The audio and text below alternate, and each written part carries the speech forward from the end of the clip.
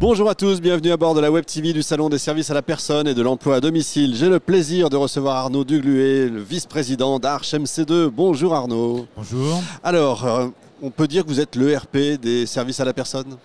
Oui, on peut dire ça. C'est réducteur peut-être ? C'est réducteur parce qu'en fait, on accompagne tout un secteur. On accompagne à la fois en gestion, à la fois bien sûr en gestion du planning, facturation, etc. Mais on accompagne aussi un secteur dans son évolution sociétale et dans son évolution digitale. Donc c'est un peu plus que ça, c'est un peu plus qu'un ERP. 2021, année difficile, annus horribilis ou quand même un peu meilleur que 2020 ? Non, 2021 c'était l'année pour nous. On a... en toute modestie, on a réécrit l'histoire un peu de notre secteur, puisque 2021, pour nous, c'est l'union de Médicis, un acteur historique du secteur, et de UpCitizen, deuxième acteur historique du secteur. C'est deux acteurs majeurs, deux leaders qui sont rapprochés, deux histoires d'entreprise, grâce notamment à mon président, Guillaume Bouillot, que je salue au passage. On l'embrasse. C'est ça.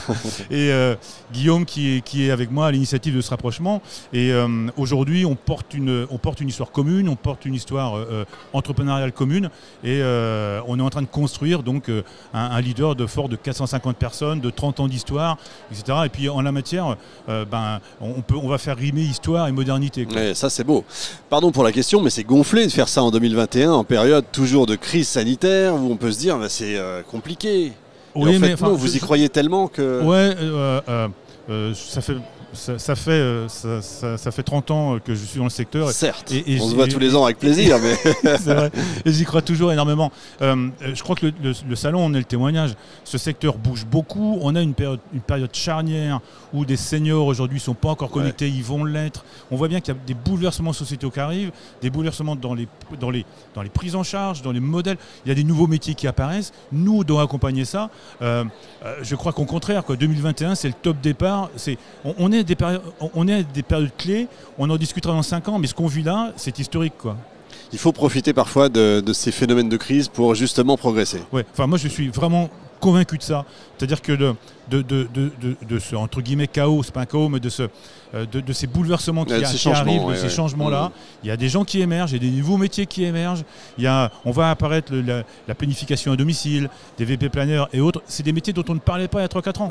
Et aujourd'hui qui existent. On a des solutions aujourd'hui en interne qui s'appellent Dome, la mise à disposition d'une information qui aujourd'hui était réservée aux structures et aux professionnels. On doit la mettre à disposition. Alors, ce que le secteur appelle un peu trop encore souvent des usagers, mais des bénéficiaires. Et les bénéficiaires deviennent de plus en plus des clients. Et c'est ça qu'on doit aussi apprendre, quoi. Et ils sont maintenant, on pourrait le dire, matures sur la plupart des services maintenant numériques.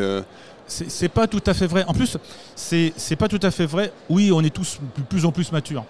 Par contre, des obligations de sécurité informatique, des obligations nous obligent, notamment les codes d'accès, etc., nous obligent à un resserrement des sécurités qui font qu'il y a encore un accompagnement. Et puis, on parlait de la facture numérique, elle existe toujours, elle va s'estompant. Il y a des chiffres qui me font sourire. Aujourd'hui, 6% de la musique en ligne est écoutée par des personnes de plus de 65 ans.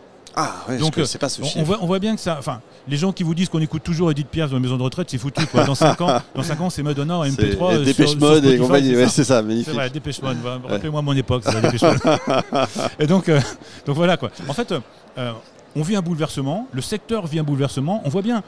Les structures privées aujourd'hui ont des forts développements, sont en forte phase. On voit bien un secteur associatif qui se repositionne aussi par rapport à des services rendus.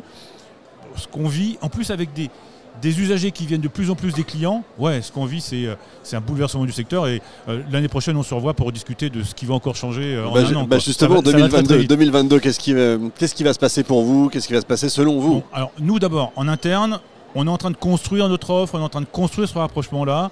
450 collaborateurs, des histoires, des histoires, des partenaires. Entre guillemets, on était des concurrents, respectueux l'un de l'autre, mais des concurrents historiques. Oui. Donc tout ça, on fait travailler ensemble.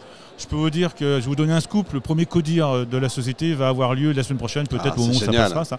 Donc en fait, on va assez vite. Moi, je peux vous dire en toute transparence que ça se passe super bien. C'est un rapprochement, donc il y a toujours des petits trucs, machin, etc. Mais ça se passe super bien. On est en train de construire une offre. On s'engage dans une démarche qualité. Ouais, on est vous avez en face de vous un directeur général heureux. Heureux, oui, ça se voit. Voilà, En tout cas, vous êtes formidable. Vous nous donnez la pêche et le sourire. Merci beaucoup. C'est génial. Merci beaucoup Arnaud. Merci. Fin de cet épisode en direct de notre Web TV. Retrouvez l'ensemble des émissions sur salon-service au pluriel-personne.com. On se retrouve dans un instant avec un nouvel invité.